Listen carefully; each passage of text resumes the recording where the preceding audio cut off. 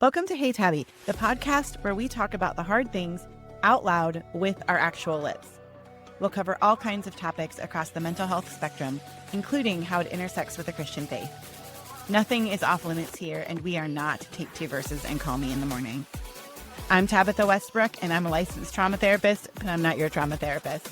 I'm an expert in domestic abuse and coercive control, and how complex trauma impacts our health and well-being. Our focus here is knowledge and healing. Trauma doesn't have to eat your lunch forever. There is hope. Now, let's get going. Hey there. Welcome to this week's episode of Hey Tabi.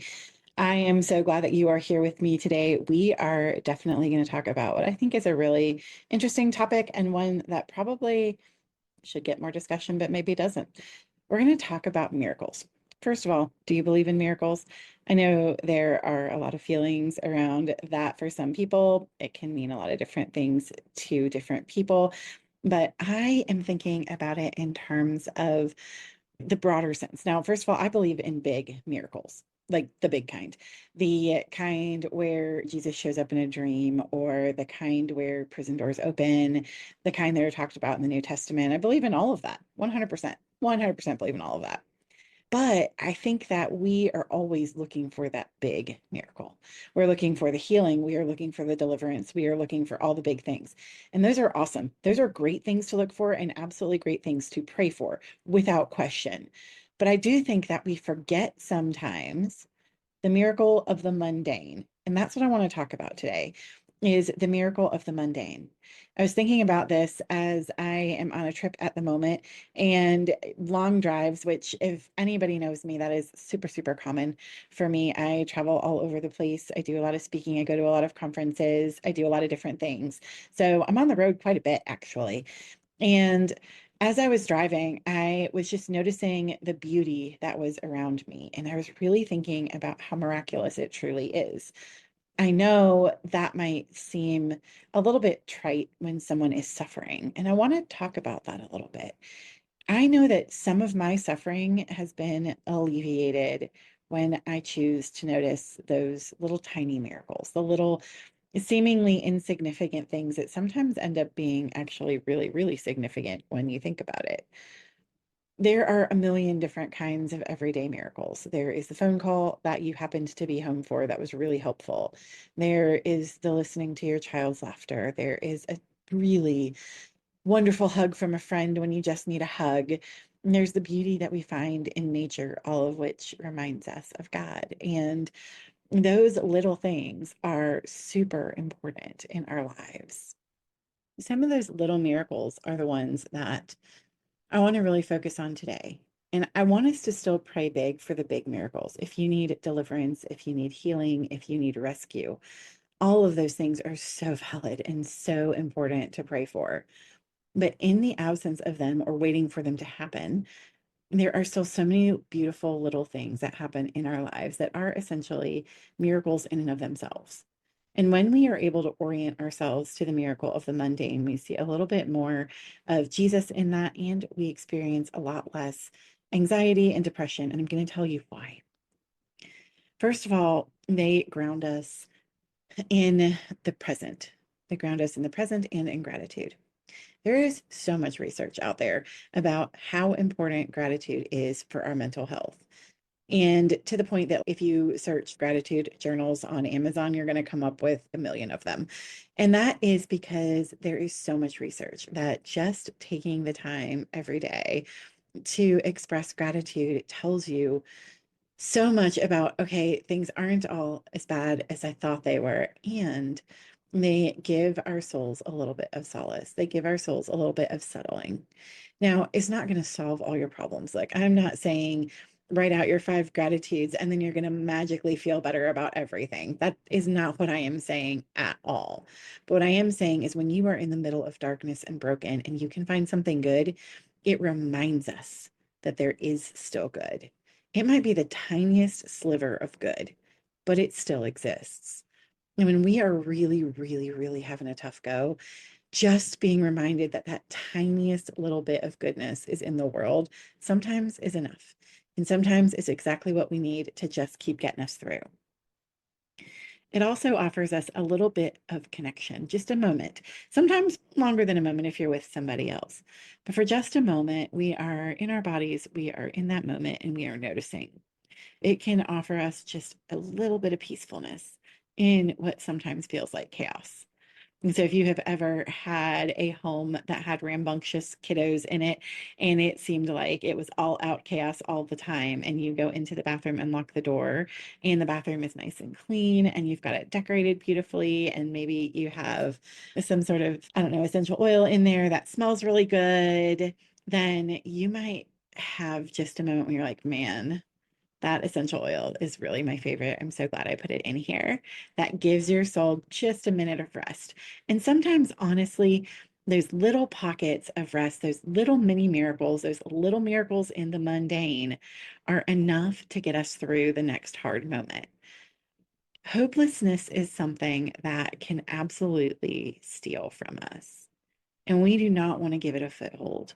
That can make things so much harder. And when we are orienting ourselves more to darkness than light, then that can be a really hard place and actually pull us down instead of helping us look up. Again, I am not minimizing pain and tragedy at all. There may be the tiniest sliver of like, I am still breathing, and that's what I've got today.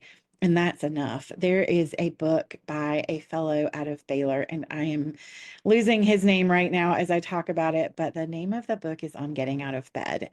And one of the things that struck me about that book as so incredibly helpful, and I have shared it with so many clients, is that sometimes the one single act of worship that you have is just getting out of bed.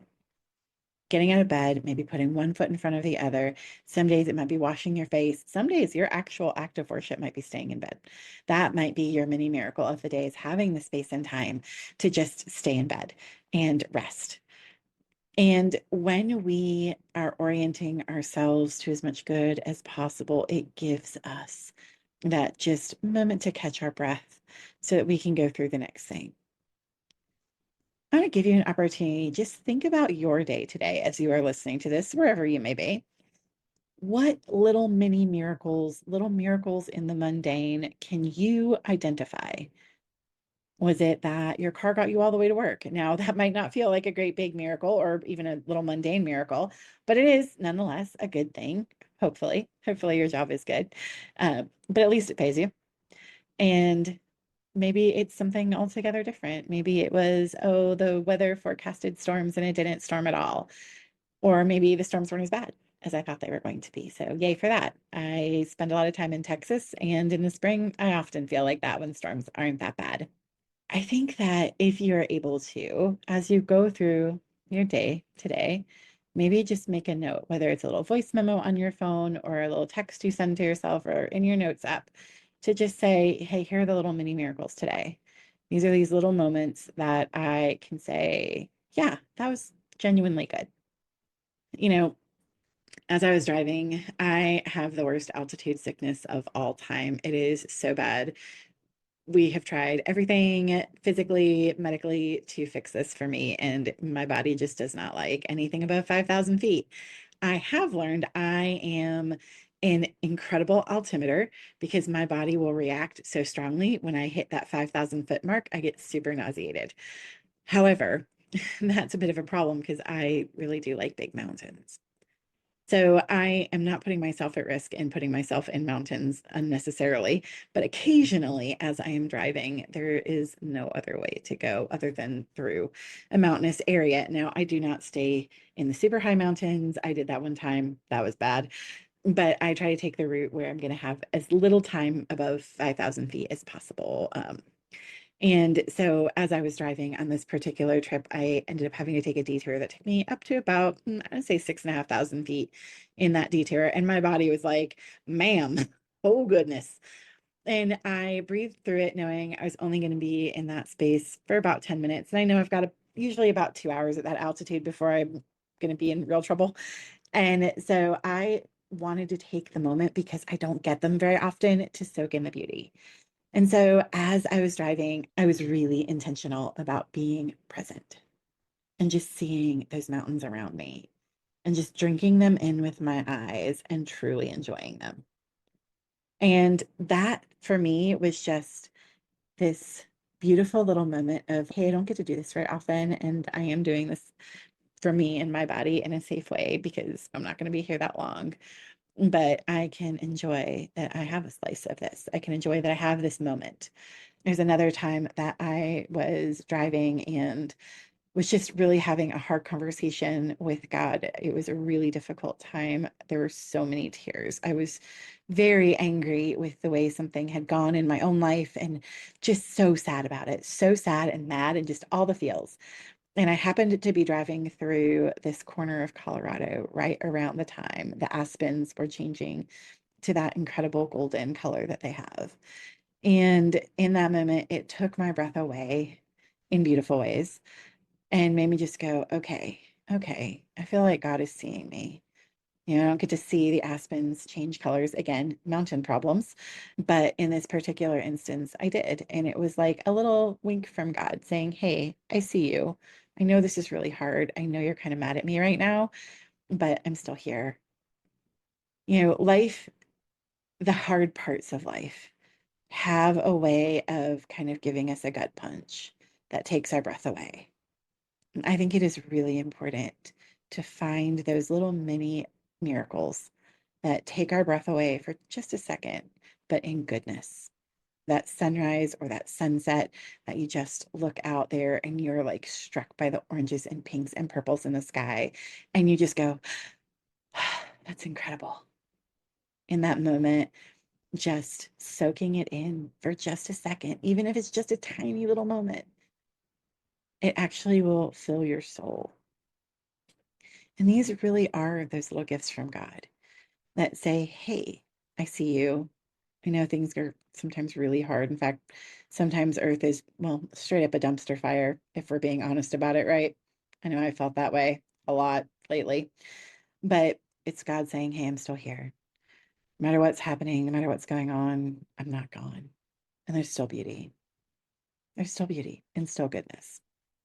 I want to encourage you as you're listening to this to start orienting yourself to these little mini miracles, these little miracles in the mundane, right? And this is something we say at our practice quite often is that the healing happens in the messy middle. It is very unusual for it to be a whole bunch of big breakthroughs. Now, we do have some in therapy, and they're super great. I love that when it happens with clients. But there are often these tiny little movements. And when you look back over a year of those tiny little movements, you've actually gone super far. And I would love for us to begin, just as people, to orient ourselves to those little movements and go, oh, there's a little movement right there. There it is. It also helps us reduce that stress and anxiety. When we're like, man, nothing feels good. Nothing seems good. Nothing looks good. It feels like there is nothing good. It reminds us that there is. And it really does help us manage some of the aftermath of trauma when you're a trauma survivor. It is so easy to be hypervigilant and to look at the things that are really hard because you're trying to make sense of them, you are trying to heal from them, or you're trying to get away from the really awful things, right? And so when we do that, we tend to really focus on the negative and we forget that there is still good and that there is good happening. And so it really does help you have resilience. Like, oh, I did get through this. Or, oh, hey, there's this thing in the past I totally got through. And this sunset, sunrise conversation, smell, cookie, whatever, reminded me of it. And that is just super, super helpful. And also, again, because it reduces our feelings of anxiety, it helps reduce chronic stress, which we know as trauma survivors, we all have. It also encourages our mindfulness practice. If you have ever done faith-based advocacy with me, you know that we do that a lot. We teach a lot of those skills, those grounding skills. All of that is mindfulness skills. And so really like taking a moment to orient to something good is essentially practicing mindfulness. So if you've been doing that, look at you. You're amazing. And also, recording them gives you these rocks of remembrance. And this is something that I started doing years ago and that my church's recovery ministry does often. And that is like literally actually writing stuff on a rock. I used a lot of journals for me as my rocks of remembrance. I've had an entire bowl of actual rocks as well with words written on them or scriptures or things that God showed me in any given moment. And the reason for that is we are forgetful. And when things are hard, it's real easy to not remember anything good. I mean, half the time I can't even remember why I went in the kitchen. Why would it surprise me that I can't remember the good things in my life too? So, writing them down and creating your own rocks of remembrance, again, whether that's a voice memo, a note in your phone, an actual journal, or a rock that you paint or write on. Posca paint pens, really good for that, in case you're wondering. Hashtag definitely not sponsored.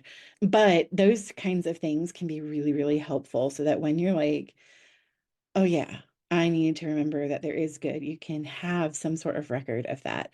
I have had families that will do bulletin boards and they will do rocks of remembrance there. I am a big advocate, although I'm the worst at always doing it, having a jar that you write things that you see, those little mini miracles, those miracles in the mundane, and put them in a jar and read them out over Thanksgiving. And that can be really helpful. Now, if you're not in the US and you don't celebrate American Thanksgiving, first of all, you're always welcome to. You should totally try it. I mean, I like turkey, but maybe you don't like turkey. So maybe you shouldn't try it.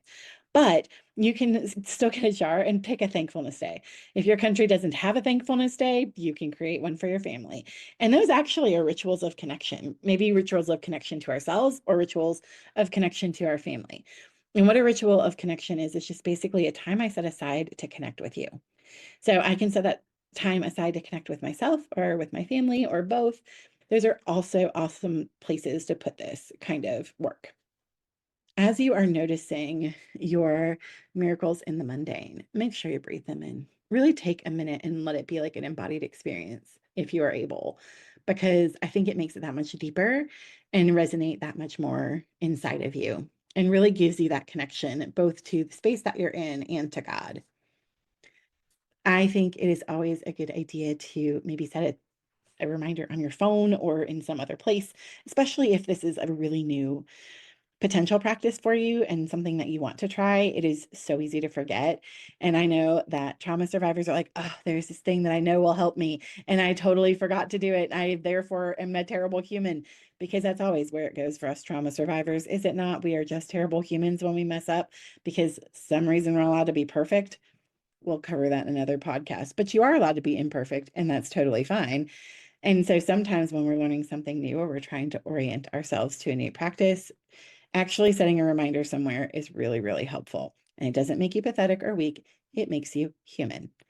And you know what? We're all human. Another thing you can do is just share these little mini miracles with a friend or with someone that you trust, someone that you care about, and say, oh my gosh, I noticed this beautiful thing. And share that with them. There is such a goodness in shared joy. And when you're cultivating that space with your friends, you're going to find out that they're going to call you and be like, oh my gosh, there's this little miracle that happened. It was really amazing.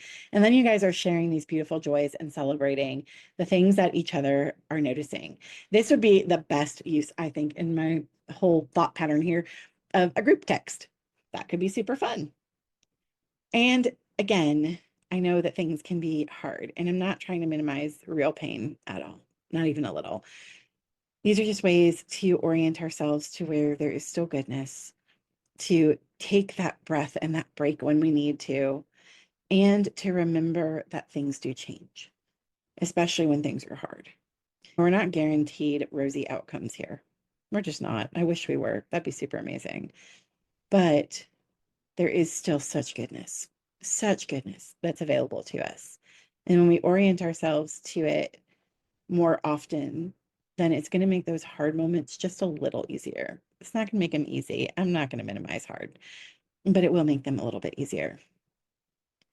So as we close this out, I want to just remind you that there is such power in the miracle of the mundane, in those little everyday moments that if we blink, we'll miss them. They can just bring such goodness to your soul. So if you found this podcast helpful and you really like it, share it with a friend, hit subscribe or follow, give it a rating on Apple Podcasts. And thank you again for hanging out with me here on Hey Tabi. I cannot wait to see you next time. Thanks for joining me for today's episode of Hey Tabi. If you're looking for a resource that I mentioned in the show and you want to check out the show notes, head on over to tabithawestbrook.com/Hey Tabi. That's HEYTABI, and you can grab it there. I look forward to seeing you next time.